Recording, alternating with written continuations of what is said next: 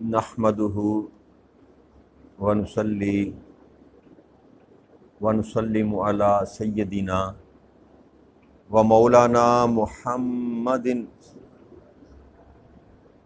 رسولہ النبی الامین المکین الحنین الکریم الرؤوف الرحیم اما بعد فاعوذ باللہ من الشیطان الرجیم بسم اللہ الرحمن الرحیم۔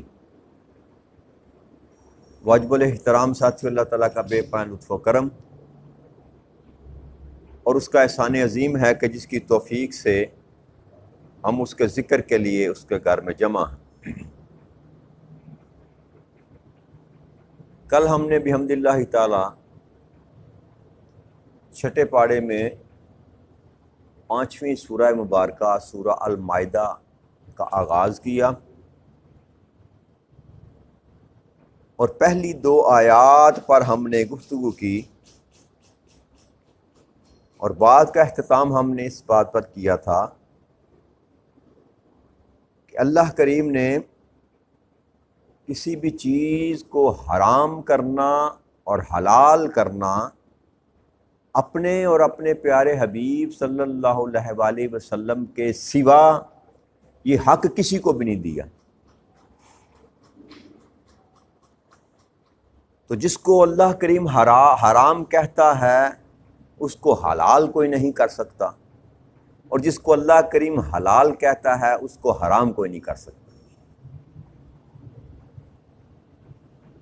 اور آیت نمبر 1 میں اللہ نے یہ فرمایا تھا کہ یہ جو حرام میں کہتا ہوں یا حلال کہتا ہوں اس پر کوئی سوال اور جواب نہیں کیا جا سکتا۔ کیوں؟ کہ میں جو چاہتا ہوں حکم فرما دیتا ہوں، جو چاہتا ہوں حکم فرما دیتا ہوں، تو حکم اسی کا ہے۔ آگے آیت نمبر 3 میں اللہ کریم نے وہ چیزیں جن کی حرمت بیان کی گئی ان کی وضاحت فرمائی۔ اللہ کریم نے ارشاد فرمایا حرمت علیکم المیۃ والدم ولحم الخنزیر وما اہل لغیر اللہ بہ والمنخانقات والموقذات والمتردیات والنطیحات وما اکل السبع الا ما ذکیتم وما ذبح علی النصب وان تستقسموا بالازلام ذالکم فسق اليوم یئس الذین کفروا من دینکم فلا تخشوہم واخشون اليوم اکملت لکم دینکم واتممت علیکم نعمتی وردیت لکم الاسلام دینا فمن اضطر فی المخمصۃ غیر متجانف لاسم فإن اللہ غفور الرحیم۔ اس آیت مبارکہ میں رب کریم نے چیزوں کے نام گنوا کر حرام کیا۔ پہلا جو ذکر اللہ کریم نے کیا کہ تم پر حرام کیا گیا ہے میتہ۔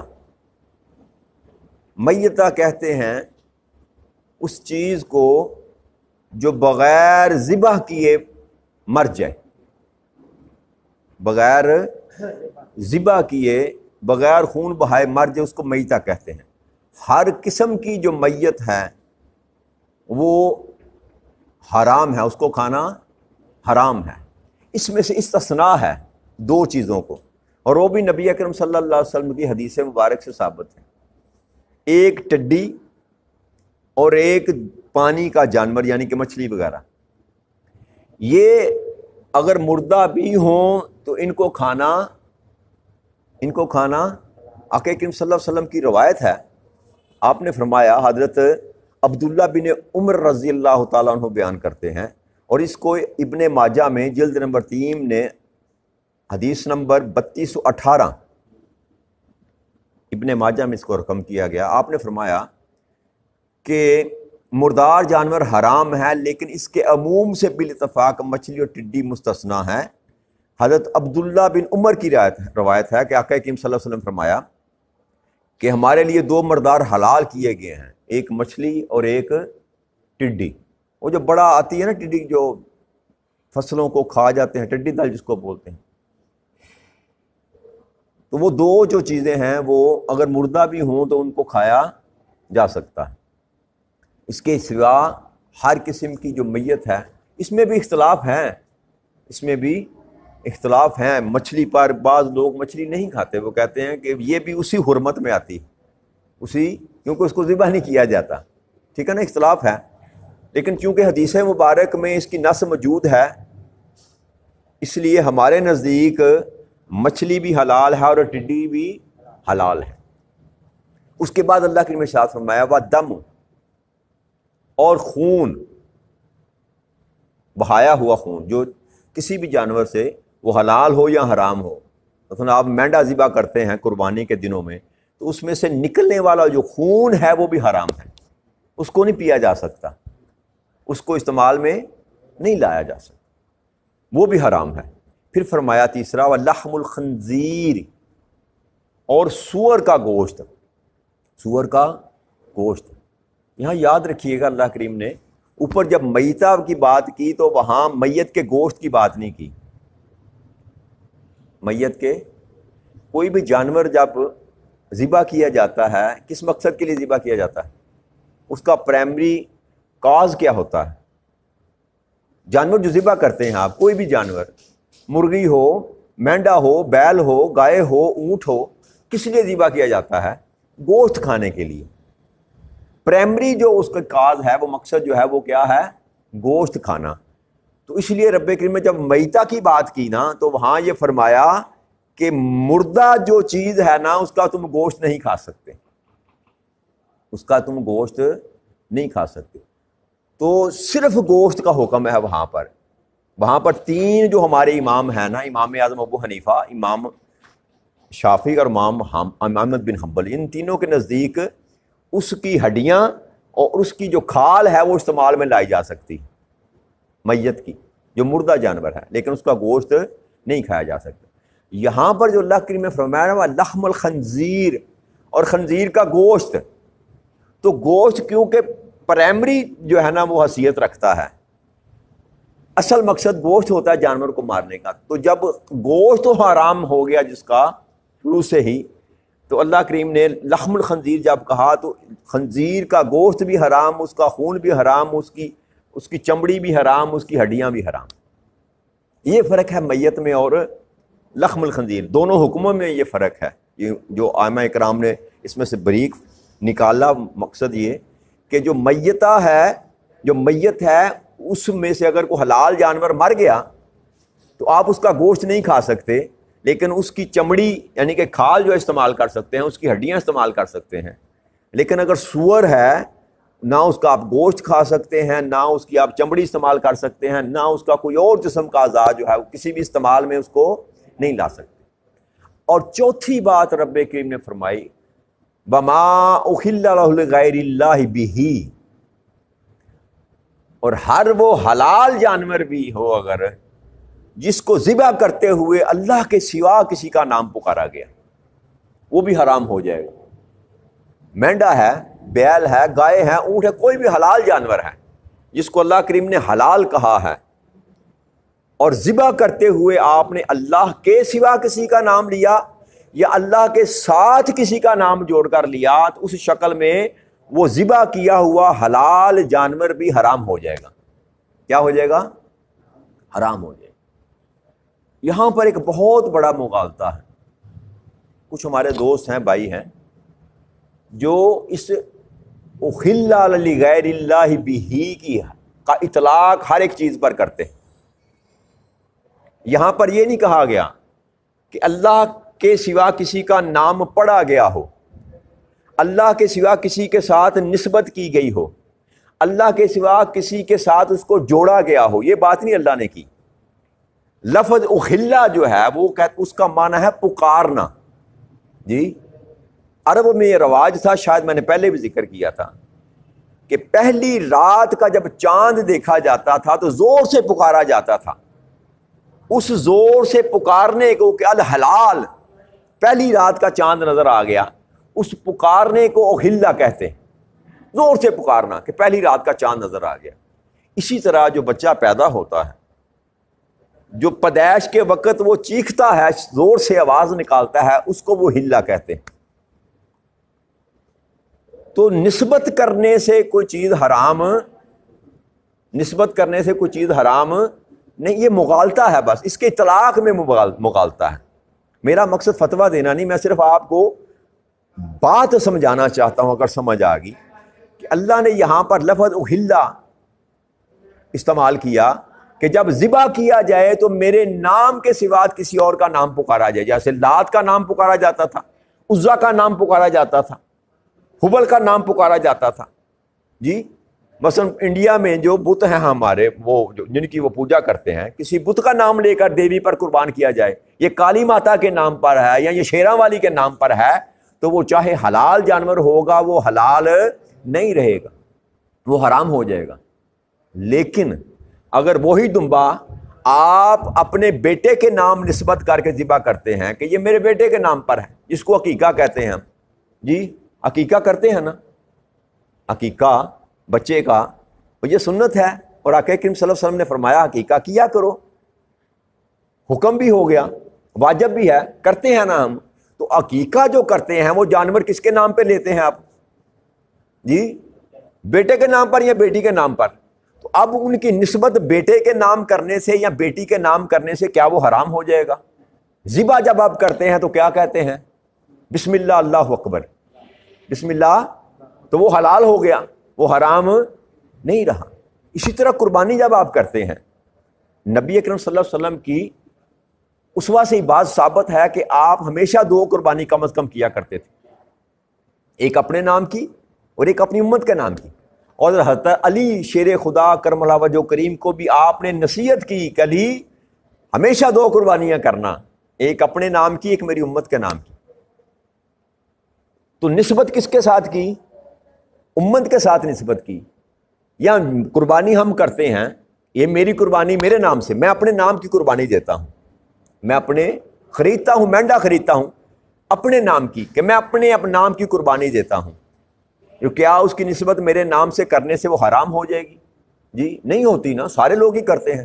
لیکن ذبح کے وقت جب آپ پکارتے ہیں، کیا پکارتے ہیں؟ بسم اللہ اللہ اکبر۔ تو نسبت کرنے سے اس کا گوشت حرام نہیں ہوتا۔ ہاں اگر اس کو ذبح کرتے وقت آپ اگر نبی اکرم صلی اللہ علیہ وآلہ وسلم کا نام نامی بھی پکار لیں گے نا ساتھ، بسم اللہ، اللہ کا نام لے کر صاحب رسول اکرم صلی اللہ علیہ وسلم کا نام لیں گے، تب بھی وہ حرام ہو جائے گا۔ تکبیر کے وقت اللہ کے سوا کسی کا نام پکارا نہیں جا سکتا۔ یہ باریک فرق ہے جو ہمیں سمجھنا چاہیے، اور بعض لوگ سمجھتے ہیں محض ہٹ درمی کی بنا پر اس کو ماننے کے لیے تیار نہیں۔ اسی طرح وہ 11ویں کا کھانا ہے جو 11ویں حضرت کیا کہتے ہیں منسوب کیا جاتا ہے اصالہ ثواب کے لیے، غوث اعظم سرکار رضی اللہ تعالیٰ عنہ کے نام پر منسوب کیا جاتا ہے، اس کو نہیں کھاتے کیونکہ حرام ہو گیا۔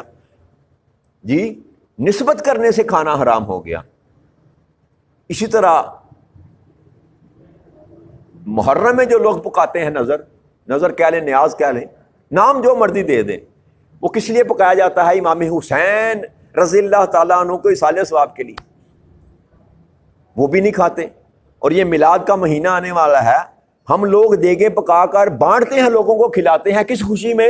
کہ نبی اکرم صلی اللہ علیہ وسلم کی ولادت کی خوشی میں۔ تو بعض دوست وہ بھی نہیں کھاتے، کہتے ہیں وہ بھی حرام ہے۔ تو اصول سمجھ لیجئے، ماننا یا نہ ماننا یہ آپ کی اپنی مرضی پر ڈیپینڈ کرتا ہے۔ میرا مقصد آپ پر یہ منوانا آپ سے میرا مقصد نہیں ہے، میں آپ کو صرف مضمون سمجھانا چاہتا ہوں کہ اللہ کریم نے نسبت کرنے سے منع نہیں فرمایا، نسبت کرنے سے منع نہیں فرمایا، صرف یہ کہا اخل لغیر اللہ بی، کہ جس پر اللہ کے سوا کسی کا نام پکارا گیا۔ اگر نسبت کرنے کا معاملہ ہو نا، چلو آج اسی پر بات ختم کرتے ہیں، اس عقدے کو تھوڑا سا سمجھنے کی کوشش کرتے ہیں کہ یہ نسبت کرنے سے چیز حلال یا حرام ہوتی ہے کہ نہیں ہوتی۔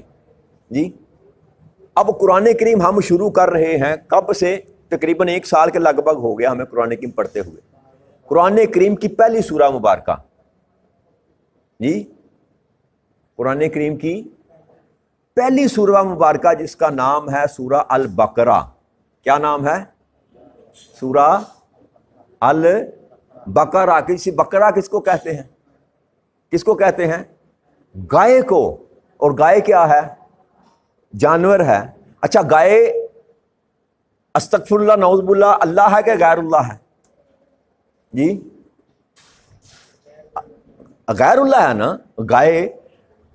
تو قرآن کریم کی پہلی سورہ مبارکہ سورہ البقرہ اور سب سے بڑی سورہ مبارکہ ہے یہ.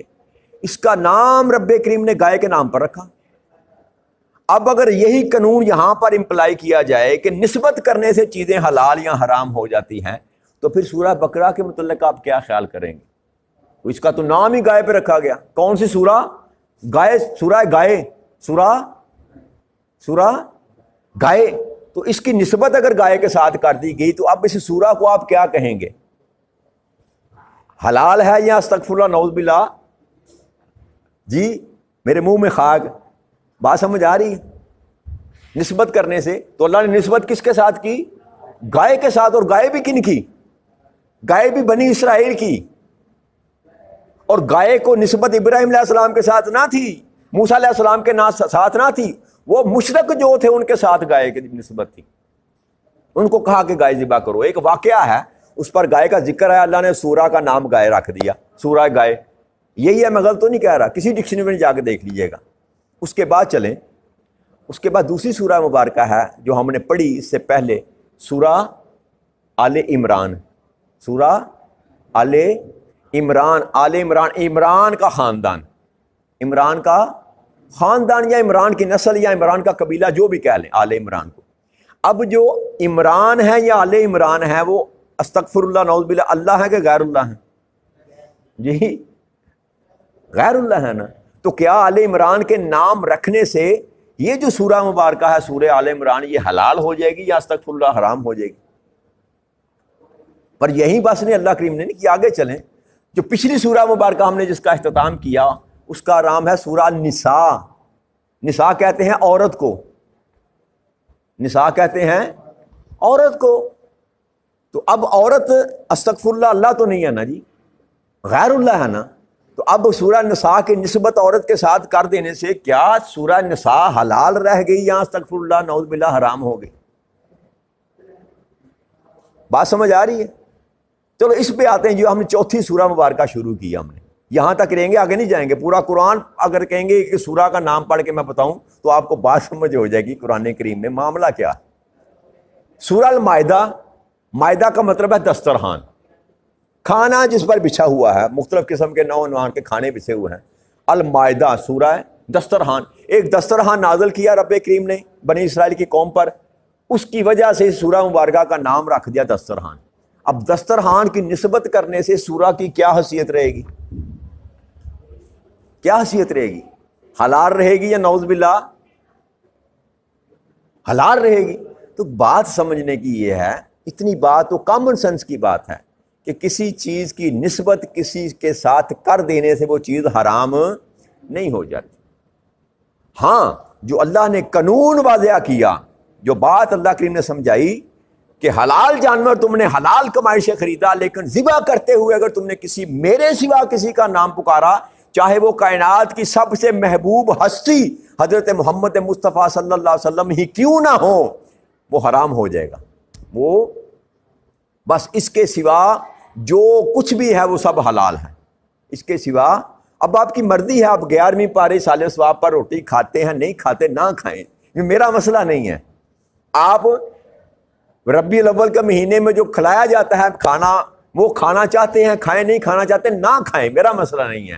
امام حسین کے نام پر جو لوگ پکاتے ہیں وہ کھانا چاہتے ہیں کھائیں, نہیں کھانا چاہتے, میرا یہ مسئلہ نہیں ہے. میں جو اصولی بات یہاں پر اللہ کے گھر میں بیٹھ کر جو حقیقت جانتا ہوں, جو عقل و بصیرت کے ساتھ میں نے پڑھا ہے سنا ہے, ائمہ کرام نے جو لکھا ہے کتابوں میں, وہ آپ کے سامنے بیان کر رہا ہوں کہ احل لغیر اللہ بہ کا مطلب صرف اتنا ہے کہ ذبح کرتے ہوئے جس پر اللہ کے سوا کسی کا نام پکارا جائے وہ چیز حرام ہے, وہ حرام ہے. باقی سب مباح ہے, باقی سب جائز ہے, باقی سب حلال ہے. اب کھانا نہ کھانا انسان کی اپنی طبیعت پر ہے.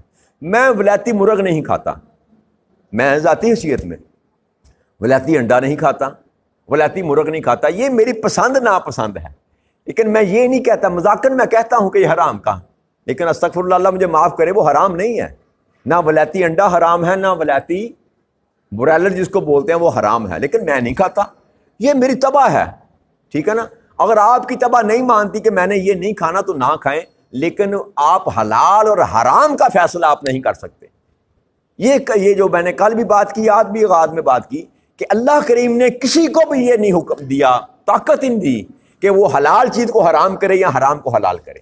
اس لیے اصالِ ثواب کے لیے آپ جو بھی پکاتے ہیں اس کو کوئی حرام نہیں کر سکتا، نہیں دل چاہتا تو نہ کھائیں، اس میں کوئی دو رائے نہیں ہے۔ اب جو لوگ یہاں پر پھنسے ہوئے ہیں یا اڑے ہوئے ہیں ان کی مرضی، وہ خود جواب دے ہیں، میں جواب دے، لیکن احل لغیر اللہ کا وہ ترجمہ اگر یہ کرتے ہیں کہ نسبت کرنے سے حرام ہو جاتی ہے تو یہ ترجمہ غلط ہے، یہ اطلاق غلط ہے، یہ اطلاق دنیا کی کسی لغت میں سے یہ بات نکال کر نہیں لا سکتے کہ احلہ کا مطلب نسبت کرنا ہے، احلہ کا مطلب کسی کے ساتھ جوڑنا ہے، نہ، احلہ کا مطلب یہ ہے پکارنا، احلہ کا مطلب ہے، اور یہ سارے جانتے ہیں، سارے مانتے ہیں، لیکن بس ایک اپنی موج ہے، بندہ جب اڑ جائے کسی بات پر تو پھر ماننے کے لیے تیار نہیں ہوتا۔ یہیں پر بات ختم کرتے ہیں۔ اب ہمارے جب میت ہو جاتی ہے ہمارے گھر میں، کسی کے گھر میں بھی، تو اس میت کے دن جو کھانا پکایا جاتا ہے، اب وہ حلال ہوتا کہ حرام ہوتا ہے؟ جی، وہ کھانا حلال ہوتا ہے کہ حرام ہوتا ہے؟ حلال ہوتا ہے۔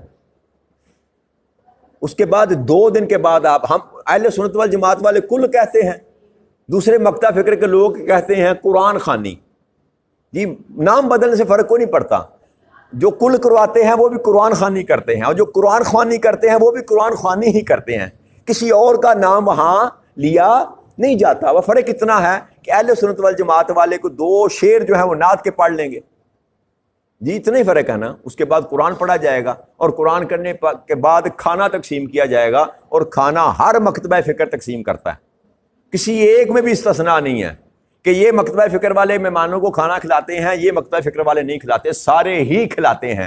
اب اس کھانے پر کیا حکم لگائیں گے آپ، جو آپ نے کھلایا ہی اپنے ماں باپ کے سالے ثواب کے لیے یا اپنے بہن بھائی کے سالے ثواب کے لیے، تو اس کو کیا کہیں گے؟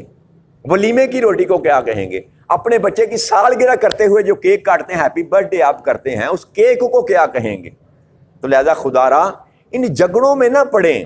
جو قاعدہ اور جو قانون رب کریم نے بتایا کہ میری ذات کو چھوڑ کر کسی کو یہ وارہ نہیں ہے بات کہ وہ کسی اور کے نام پر جانور کو ذبح کرے، ایسا کیا جیسے ہی تم نے کسی اور کا نام پکارا وہ جانور تمہارے لیے حرام ہو جائے گا۔ بس اس کے نیچے جو اپنی تعویلات ہیں، جو مانتا ہے وہ مانے، جو نہیں مانتا یہ اپنے من چاہے کی بات ہے۔ میں نے آپ کے سامنے اصول کی بات بتا دی کہ کوئی بھی نسبت کرنے سے کوئی چیز حرام، کسی ذات کے ساتھ، کسی ہستی کے ساتھ، کسی کے نام کے ساتھ جوڑنے سے، نسبت کرنے سے کوئی چیز حرام نہیں ہوتی۔